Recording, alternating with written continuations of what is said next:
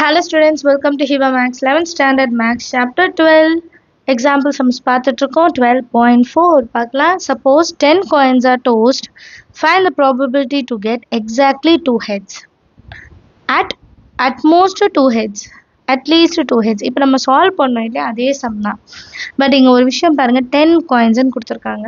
இந்த எக்ஸாம்பிளுக்கு முன்னாடி நோட் அப்படின்னு ஒரு விஷயம் கொடுத்துருப்பாங்க. என்னென்னா, எப்போ ப்ராபபிலிட்டியில் அவுட்கம்ஸ் வந்து கம்மியாக இருக்கோ நம்மளால் ஃபிங்கர் கவுண்டிங் பண்ணிடலாம். அதாவது இப்போ 3 காயின்ஸ் வரைக்கும் டாஸ் பண்ணும்போது நம்ம பண்ணிடலாம்.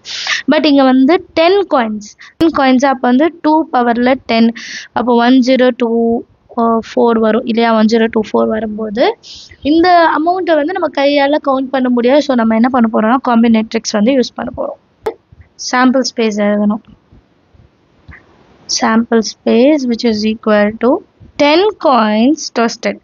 10 coins toastedனா 2 possibilities 10 coins. அப்போ 2 per 10 எவ்வளோ? 1024.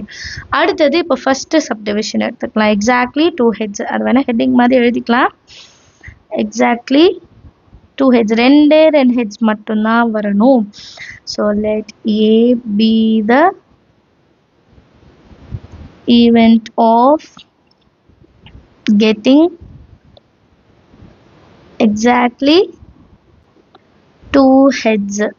இப்போ நெக்ஸ்ட் லைனில் நம்மளோட பாசிபிலிட்டிஸ் எப்படி இருக்கும் முதல்ல நம்ம பார்க்கணும் இல்லையா. n of A எப்படி இருக்குன்னா, டோட்டலாக 10 காயின்ஸ்.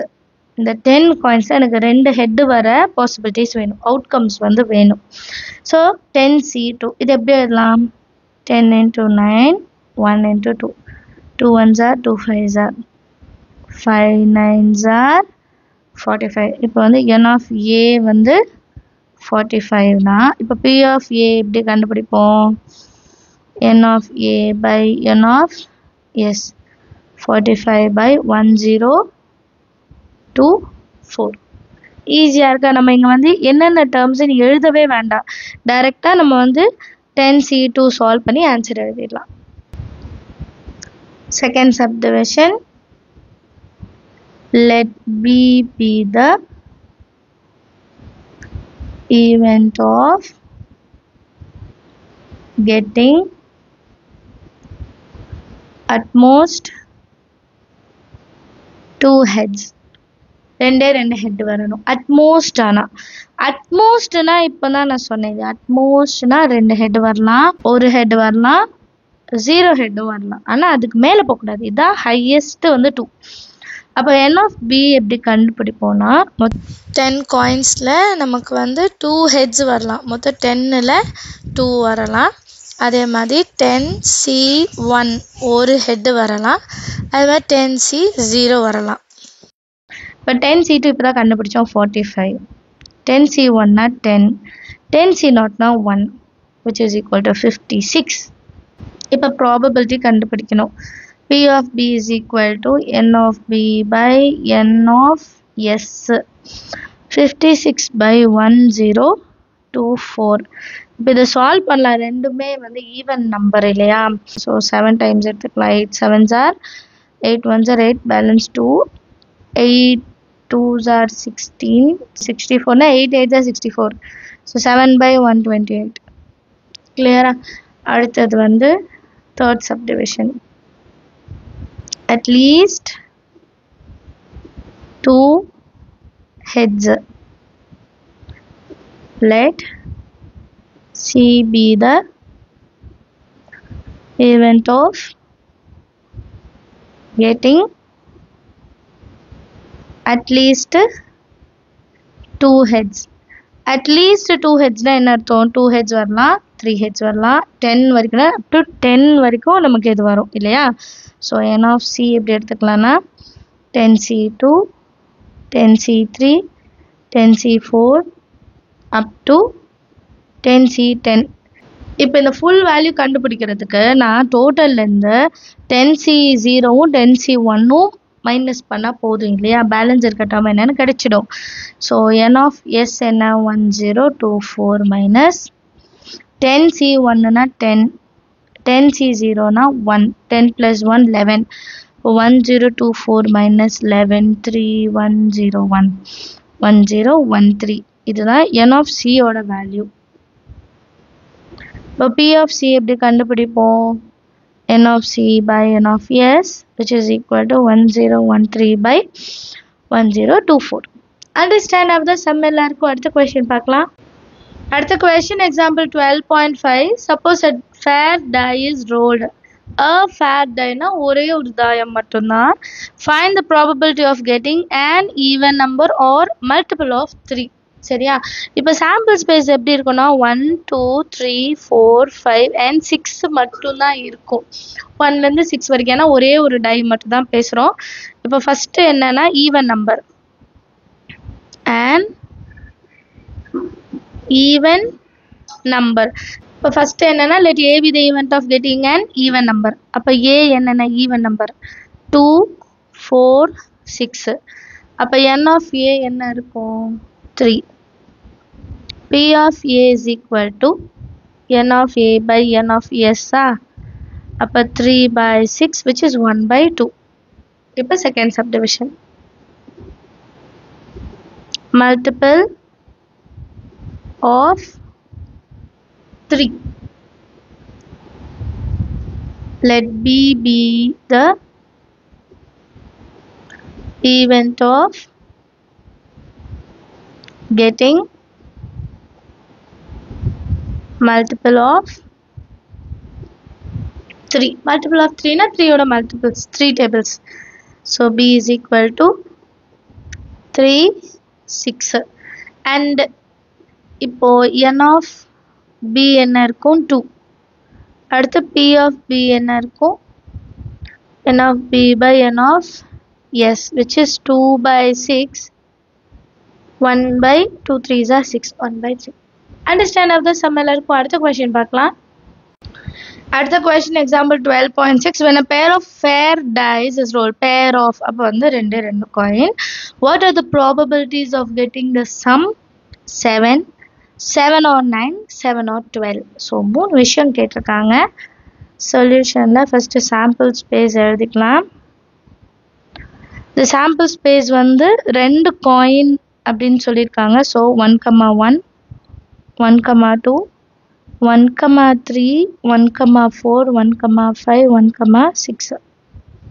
அடுத்து 2,1 2,2 2,3 2,4. இது ஃபுல்லாக எழுதணுன்ட்டு இல்லை, பட் இந்த கொஷின் வந்து எக்ஸ்பிளைன் பண்ணுறதுக்காக எழுதணும். நான் ஃபஸ்ட்டு கம்ப்ளீட்டாக எழுதிக்கிறேன். சாம்பிள் ஸ்பேஸ் வந்து இப்போ நான் கம்ப்ளீட்டாக எழுதியிருக்கேன். சரிங்களா? இப்போ ஃபஸ்ட்டு கேஸ் என்னென்னா சம் ஆஃப் 7.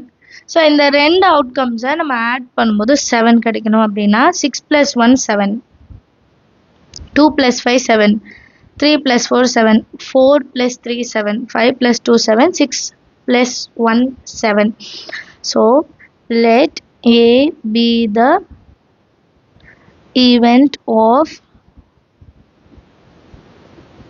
getting sum 7. அப்போ A ஓட வேல்யூஸ்லாம் எழுதலாமா? 1,6 2,5 3,4 4,3 5,2 6,1 1 2 3 4 5 6 மொத்தம் இல்லையா?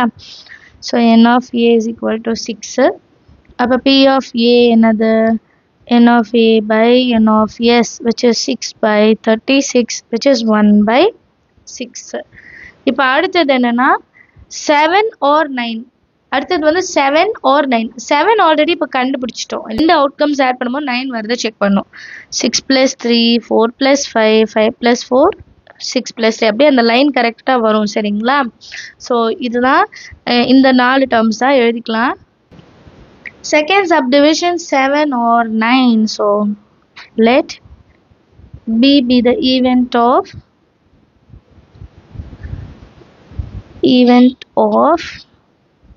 getting sum 9. 7 ஆல்ரெடி கண்டுபிடிச்சிட்டோம். ஸோ 9 மட்டும் நம்ம கண்டுபிடிச்சா போதும்.